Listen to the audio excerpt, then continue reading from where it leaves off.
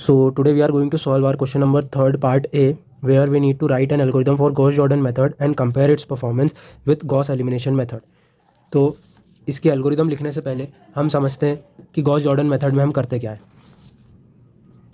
तो सपोज़ हमको ये कोई मैट्रिक्स दी हुई थी और इस मैट्रिक्स पे जब हमने एक डायगोनल लाइन खींची तो हमको उसको नीचे और ऊपर दोनों के एलिमेंट को जीरो बनाना पड़ता है इन गॉस जॉर्डन मेथड।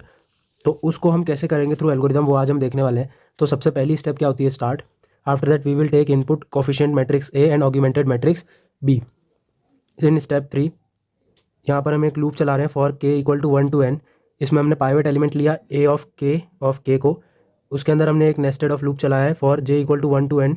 इसमें हम क्या कर रहे हैं, A of K J equal to A of K J divided by pivot element. इसका मतलब क्या है कि हम ये कर रहे हैं, जैसे कि सबसे पहले हमने क्या किया, पाइवेट एलिमेंट बना लिया है ए ऑफ के को, दैट इज करंटली के इज़ 1। सो हमने ए ऑफ 1 1 को पाइवेट एलिमेंट बना लिया फॉर फर्स्ट रो। इसके बाद हम क्या कर रहे हैं, A of K J, that is J is 1 and this is 1।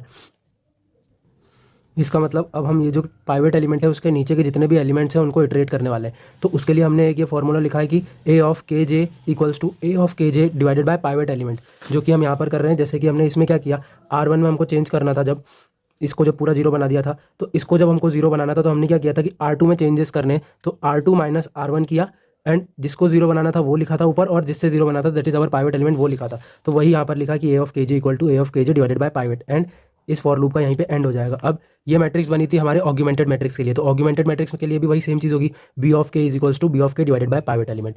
After that इसी के वाले लूप के अंदर ही एक और लूप चल रहा है आई का, उसमें क्या होगा, I equals to 1 to n चलेगा। अगर आई और के की वैल्यू जब तक इक्वल नहीं है, अगर आई और के की वैल्यू इक्वल नहीं है तो इसके अंदर आएगा factor equal to A of I के।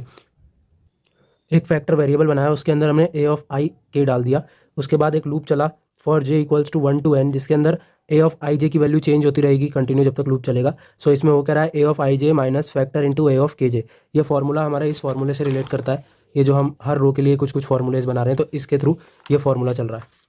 सो आफ्टर दैट ये फॉर लूप एंड हो जाएगा, यहाँ पर इफ़ भी एंड हो जाएगा, या आई का लूप भी एंड हो जाएगा, और हमारा जो मेन लूप चल रहा था वो भी एंड हो जाएगा।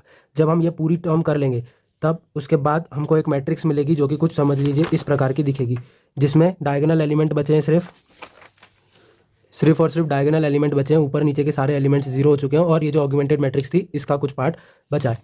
सो इस तरीके की कुछ जो मैट्रिक्स मिलेगी उसको हम प्रिंट कर देंगे, और उसके थ्रू जो भी हमारी x1 या हमने जो भी वेरिएबल के नाम लिए x1 x2 x3 इनकी वैल्यूज हम फाइंड कर लेंगे। After that we will stop, and this is how we can write an algorithm for Gauss Jordan method. Thanks for watching.